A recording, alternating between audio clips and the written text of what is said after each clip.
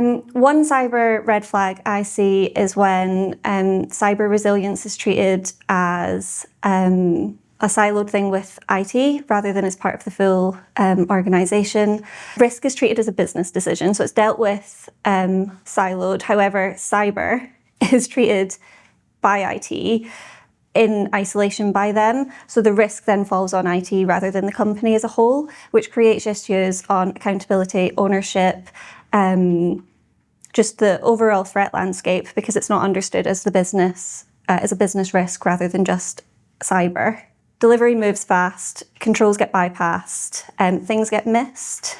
The business isn't understood, cyber's not understood, and the technology's not understood in the way the business is running, working, processed, and where the threats are coming in, which is from multiple angles. Cyber threats don't come from cyber itself. Cyber is a concept that we've created. However, the threat comes from different areas of the business and different risks of like people and how they interact with technology, how it interacts with different systems, different areas of the business, such as finance.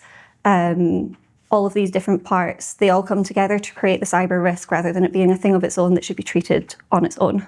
True cyber resilience should be owned by the entire business and treated as such. It means ownership of decisions is shared, it's spread across, and it's understood rather than in isolation.